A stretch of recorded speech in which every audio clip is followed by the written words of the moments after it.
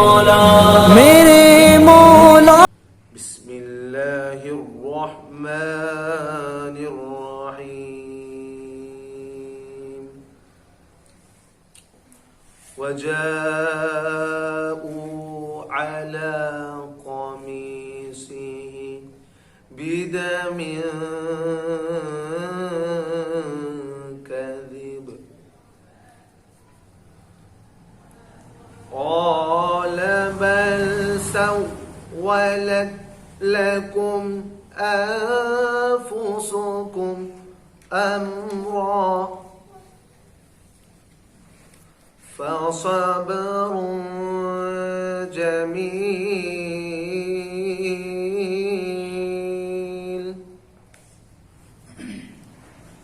والله المستعان على ما تصفون.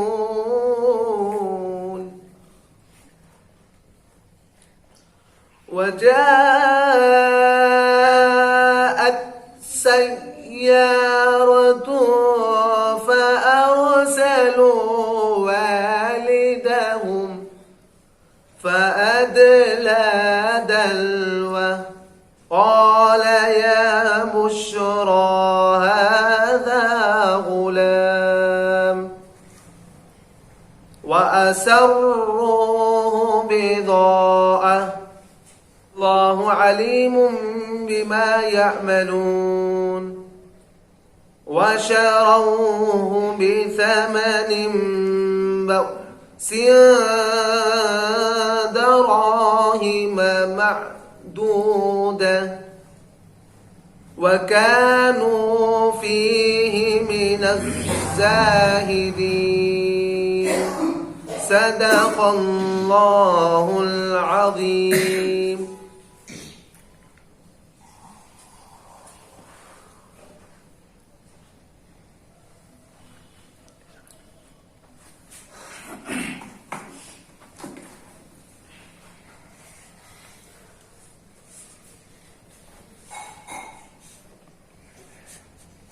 السلام علیکم ورحمۃ اللہ وبرکاتہ.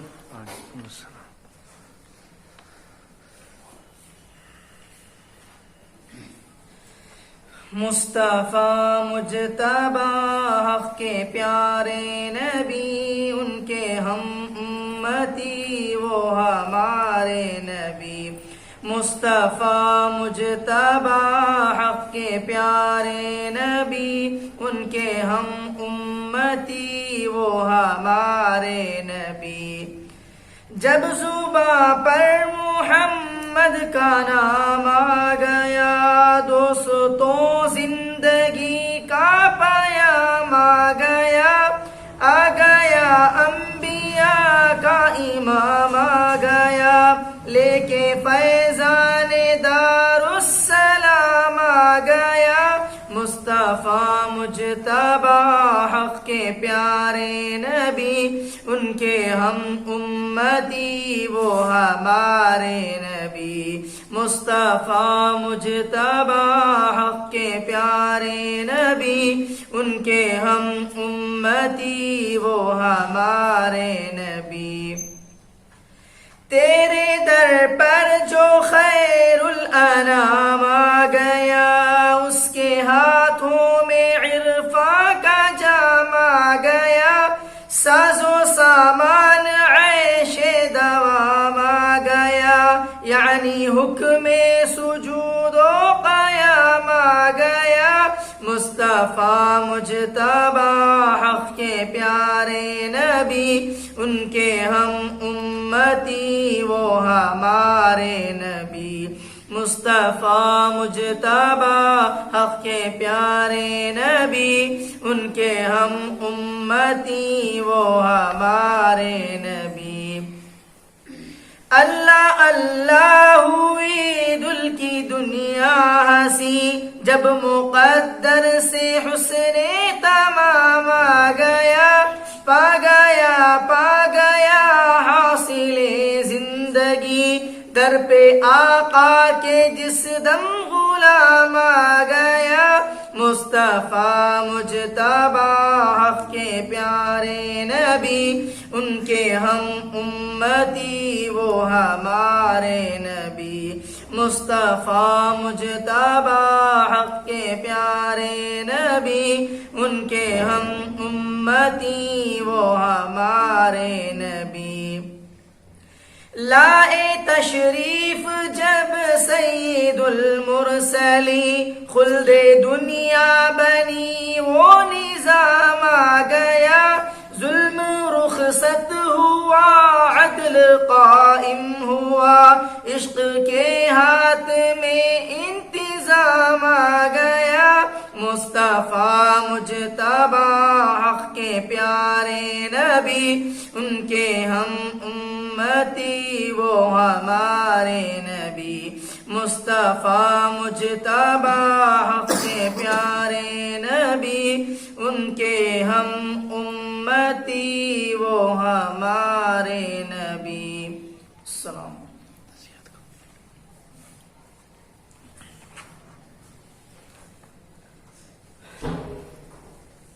نحمده ونصلي على رسوله الكريم اما بعد فاعوذ بالله من الشيطان الرجيم بسم الله الرحمن الرحيم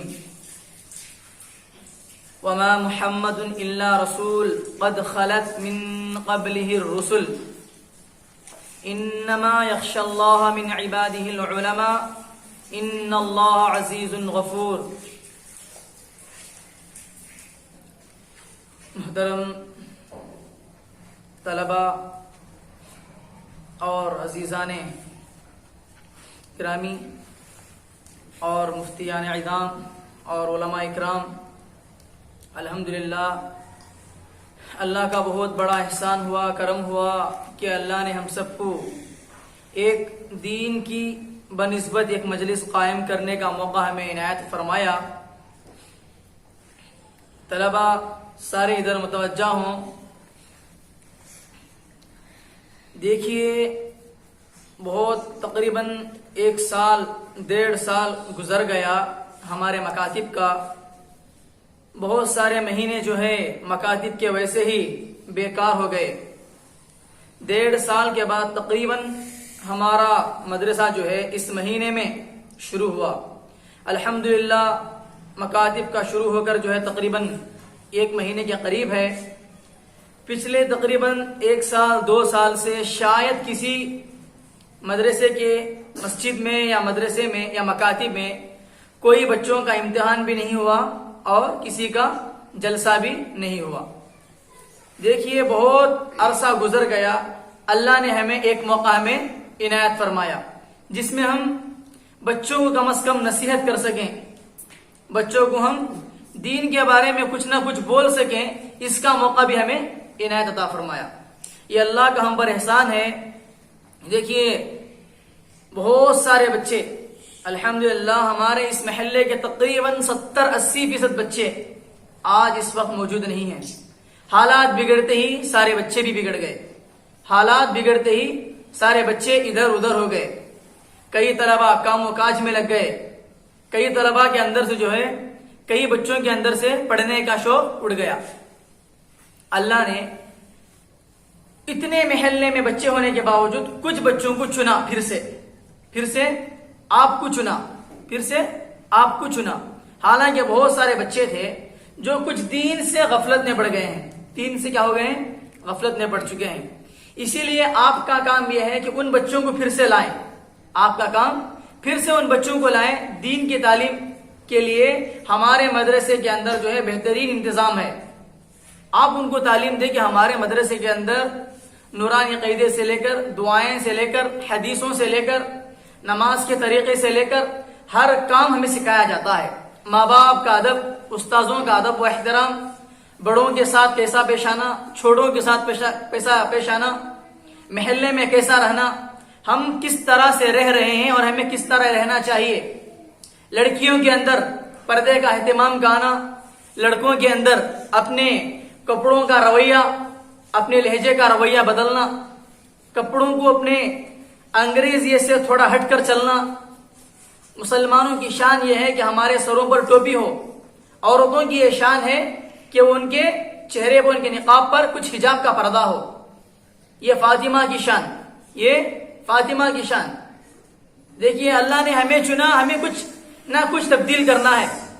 یہاں پر جتنے بھی بچے پڑھ رہے ہیں ان بچے کی زندگی یہیں سے بدلتی ہے. شاید میں امید نہیں رکھتا کہ اکثر مکتب میں پڑھنے والے بچے 100 میں 1 یا 2% ہی جا کر باہر مدارس میں پڑھتے ہیں. باہر جا کر مدارس میں 100 میں سے 3 یا 5% ہی باہر جا کر پڑھتے ہیں. یہاں جو پڑھے گا شاید تمہاری پوری زندگی میں نہیں پڑھیں گے آگے. اسی لیے آپ یہاں جو پڑھیں گے یہ آپ کی پوری زندگی کا ثمرہ ہے. پوری زندگی کا پھل آپ کو اس مکتب میں جو پڑھیں گے وہی ملے گا، اس کے بعد کبھی نہیں ملے گا. اب پڑھنا تھا ہو گیا، اب ہم جا کر کہیں پڑھ نہیں سکتے. آپ اتنی چھوٹی عمر میں جو پڑھیں گے اس کے بعد 10 سال 12 سال 15 سال تک تو مکتب چلتا نہیں. کم از کم لڑکیاں 10 سے 12 کے اندر کم از کم 10 سال کے اندر ہر لڑکی ہر لڑکے کا قرآن ختم ہونا، ہر لڑکی ہر بچے کا قرآن ختم ہونا. قرآن اگر آپ یہاں ختم نہیں کیے شاید آپ پوری زندگی میں کہیں قرآن ختم نہیں کر سکتے. ہاں اگر آپ باہر جا کر مدرسے میں پڑھیں گے تو پڑھ سکتے ہیں. اگر آپ کی امید ہی نہیں ہے باہر جا کر پڑھنے کی تو مکتب میں جو پڑھیں گے آپ کو وہی ملے گا. بہت سارے لوگ آج بھی ہیں، بہت سارے لوگ آج بھی موجود ہیں جنہوں نے مکتب میں کچھ سیکھا تھا. 60 70 سال 80 سال کی عمر ہو گئی، انہوں نے جو بچپن میں سیکھا تھا آج انہیں اتنا ہی یاد ہے جتنا انہوں نے سیکھا تھا. جو انہوں نے سیکھا تھا آج اگر ہمیں کسی کو تم میں سے کسی کو سورہ فاتحہ یاد ہے، آپ کی عمر جتنی بھی ہو جائے 60 سال 80 سال وہ سورہ تمہیں یاد رہے گا. یہاں یاد کرنے کی وجہ سے 100 سال تک کی عمر بھی آپ کو چلے گئے تو وہ سورہ یاد رہے گا. اسی لیے کہ آگے تمہارا پڑھنا بہت مشکل ہے، آگے تمہارا پڑھنا بہت مشکل. جو پڑھنا ہے یہی پڑھنا. ہاں یہاں تم کچھ نہیں پڑھے، مدرسے میں باہر جا کر قیام و قعام کے ساتھ پڑھ سکتے ہیں تو وہ الگ بات ہے. حالانکہ مکتب میں پڑھنے والے 100 میں سے بہت کم ہوتے ہیں جو باہر جا کر پڑھتے ہیں. اکثریت 10 سال 15 سال ہو گئے کام و کاج میں لگ گئے، قصہ ختم.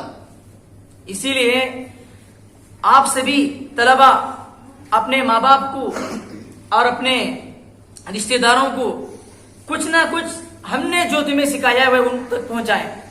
ہم نے آپ کو جو سکھایا ہے وہ تمہارے ماں باپ تک پہنچنا چاہیے کہ ہمیں کچھ نہ کچھ سیکھا ہے. آپ اتنا تو سیکھنا چاہیے کہ باپ کے مرنے پر جنازے کی نماز کم از کم پڑھا سکے. باپ کے مرنے پر جنازے کی نماز کم از کم جنازے کی نماز تو پڑھا سکے. مکتب میں اتنا تو علم ہونا چاہیے.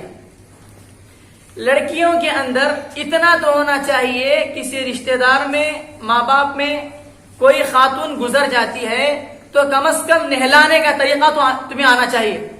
نہلانے کا طریقہ اتنا تو آنا چاہیے.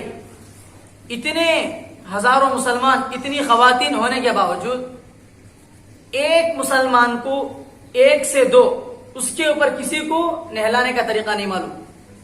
ہاں اتنے عورتیں، اتنی خاتون، اتنا بڑا قافلہ ہونے کے باوجود بہت کم ایسی خواتین محلے میں مل جاتی ہیں جنہوں نے جو ہے کفن و دفن کا طریقہ انہیں معلوم ہے، نہلانے کا طریقہ انہیں معلوم ہے. بہت کم ایسے ملیں گے جو کسی کے رشتہ دار کے گزرنے پر جنازے کی نماز پڑھانے والے، بہت کم ملیں گے. پورے محلے میں چھان بھین کر اگر ملیں گے علماء کے خلاف 1 یا 2 اتنے ہی لوگ ہیں جو جنازے کی نماز کسی کے انتقال پر پڑھا سکتے ہیں. باپ اتنی محنت کر کے پڑھاتا ہے، باپ کے مرنے پر، بھائی کے گزر جانے پر، رشتہ داروں کے گزر جانے کے بعد ایک جنازے کی نماز بھی نہ پڑھائے تو اتنا پڑھنے کا فائدہ کیا؟ اتنا پڑھنے کا فائدہ کیا؟ اتنا تو کرنا چاہیے.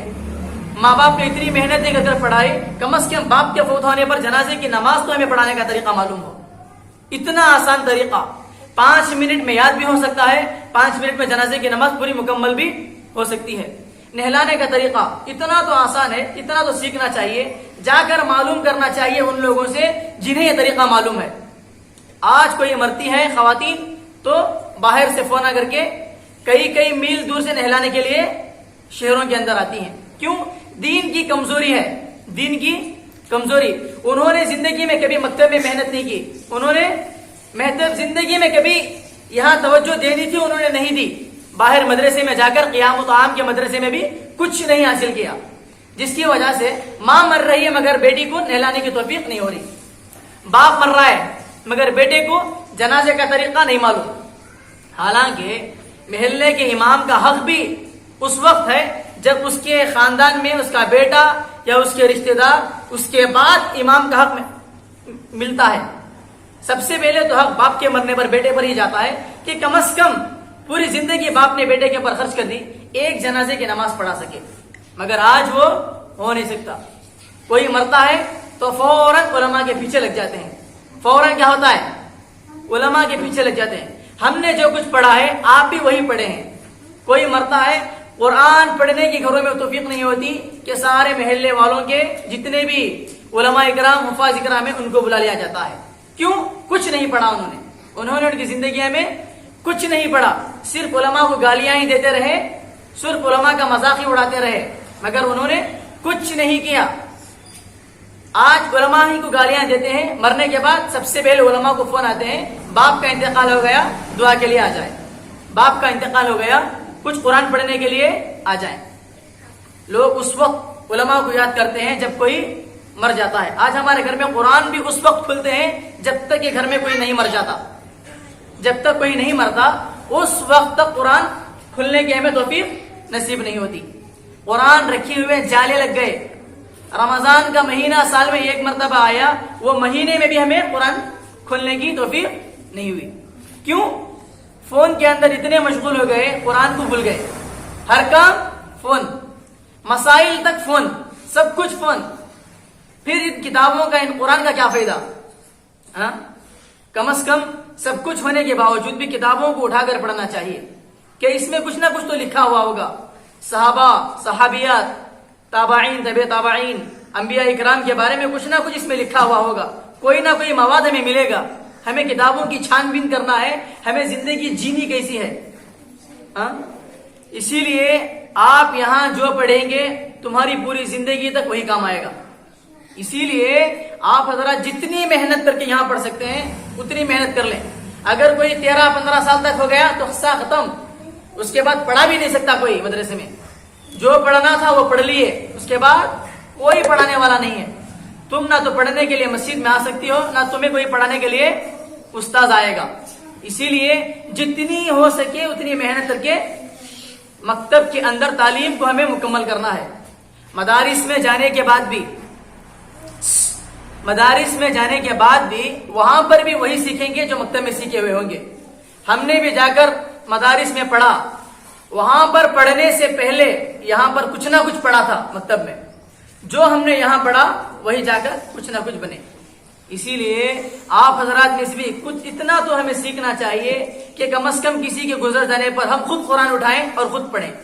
اتنا تو ہمیں علم ہونا چاہیے، کسی کے مرنے پر بیٹا خود دعا کریں تو اللہ کتنا خوش ہوگا.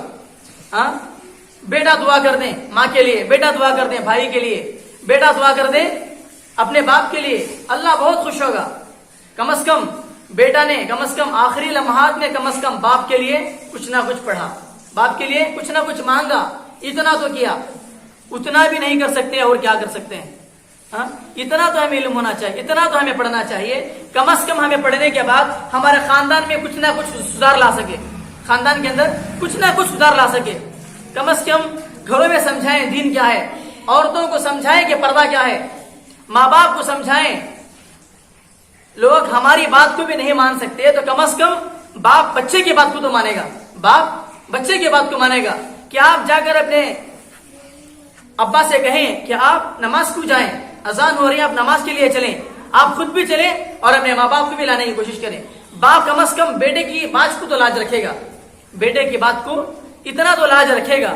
آپ اپنی خاندان میں کہیں کہ پردے کا اہتمام کریں، یہ ہمارے اوپر فرض ہے، کوئی سنت اور مستحب عمل نہیں ہے، یہ ہمیں کیا ہے، ہمارے اوپر فرض ہے، اس کا خاص خیال رکھیں.